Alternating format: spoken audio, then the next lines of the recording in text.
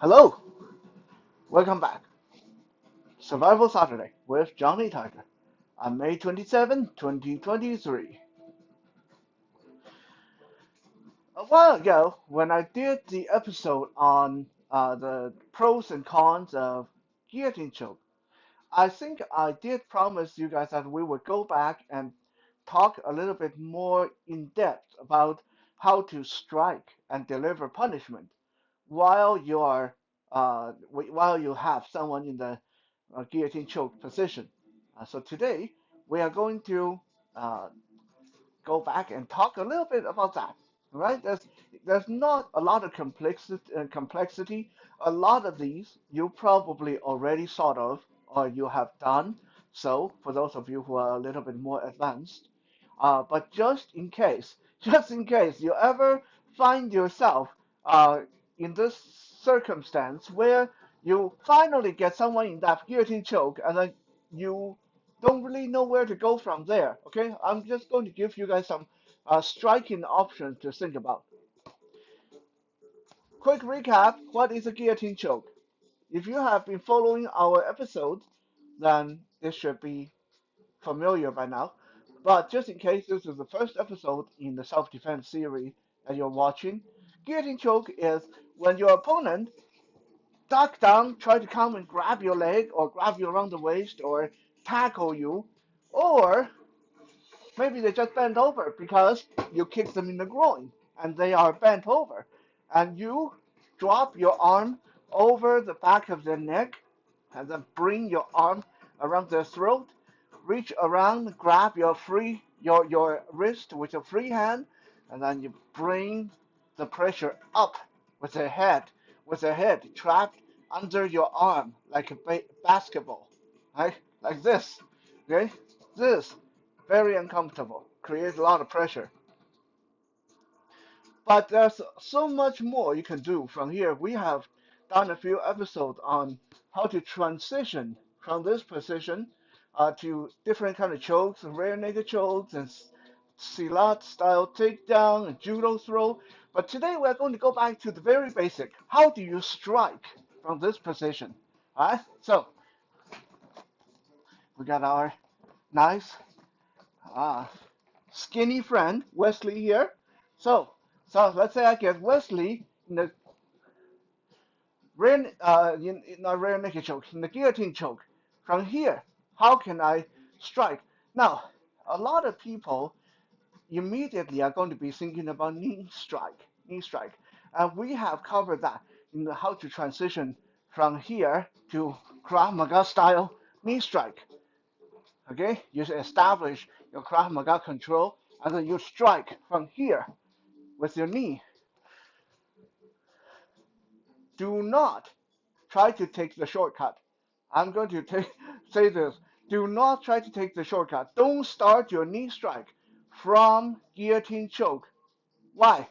Because when you have someone's head under your arm like this and you're choking them, their arms are right here by your leg. The moment you start to try to knee strike them, either they'll block you very easily, or even worse, they'll grab your leg.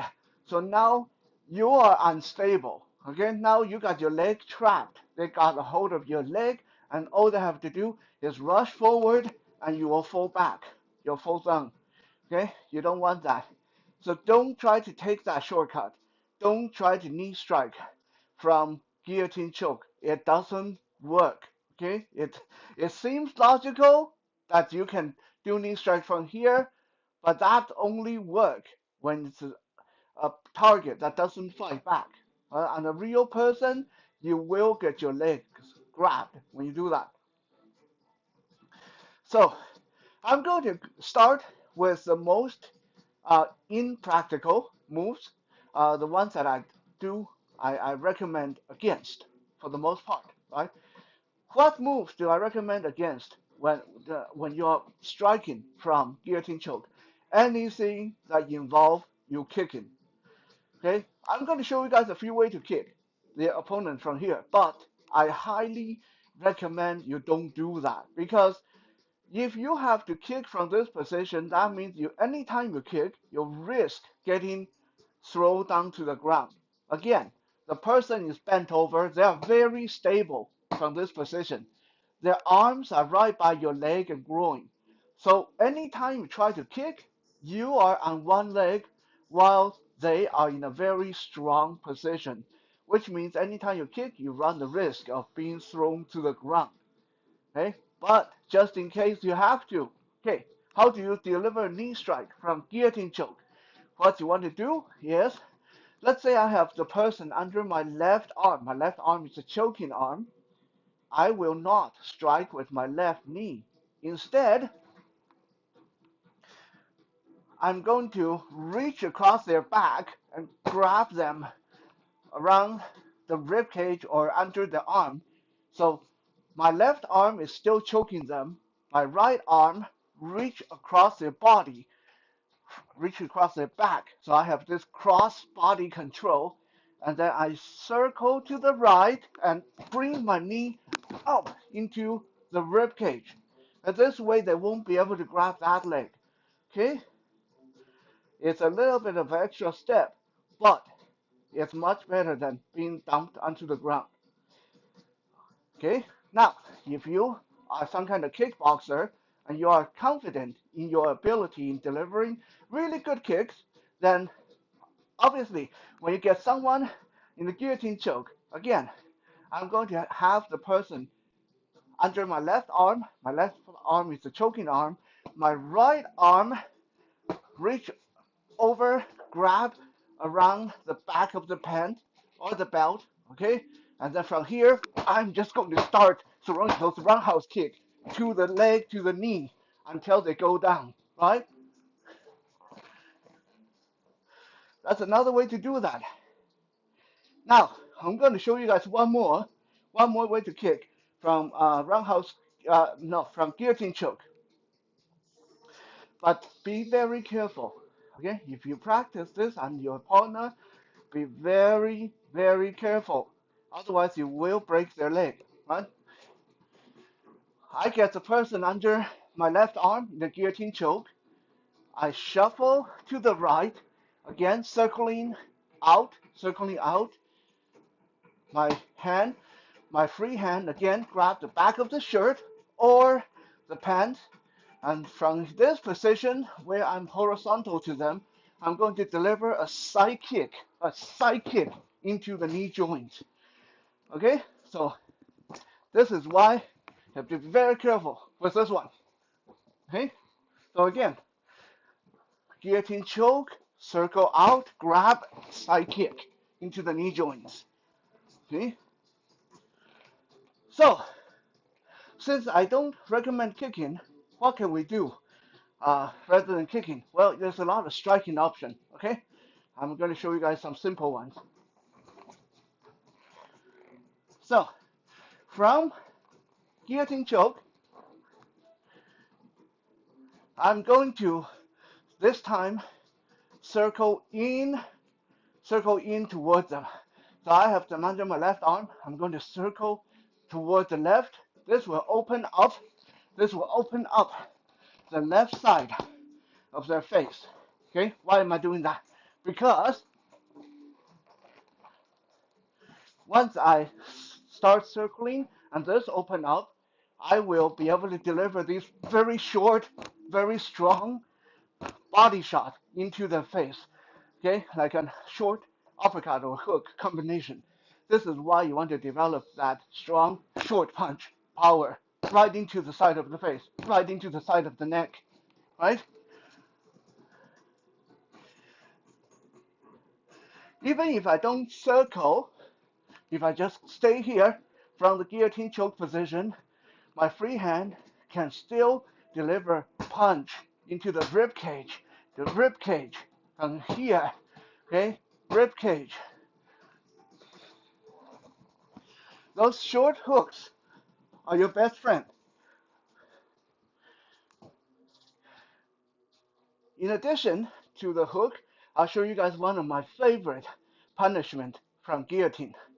A lot of time, if I catch someone in the guillotine, but I realized that my guillotine is not working very good. What I'm going to do is I'm going to use my trapping arm, in this case my left arm, my left shoulder. I'm going to thrust the guy away from me. The moment I thrust forward and they start to fall away from me, my right hammer fist come down to the back of the neck. Right? Come down to the back of the neck. Okay, so in a real movement, it will be like that. Okay, you thrust and hammer fist back of the neck. Don't do that to your friends. Okay, this has a potential of doing a massive amount of trauma to the person.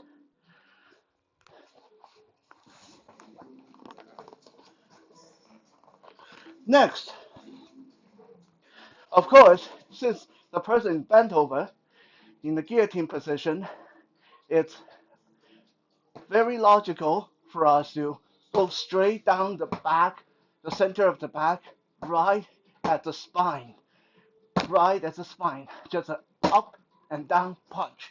This is illegal in most competition, but in self-defense, then use your best judgment. One more I'll show you guys. Again, very simple, logical one. I catch someone, here guillotine choke under my left arm. My right arm will do the circular hammer fist into the kidney. Okay, I'm going to hit them across the body at the far side from me, not inside. Okay, this side, not a lot of force. If I try to hit the side close to me, not very good. If I try to hit the side away from me, okay, that's way more force, right into the kidney.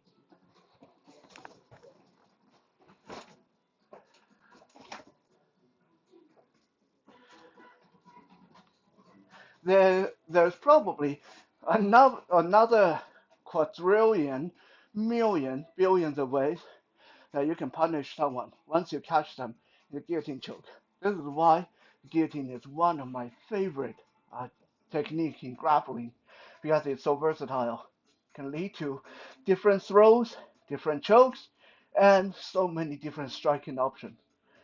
Again, if you are practicing these with a real person, be mindful, be careful with each other.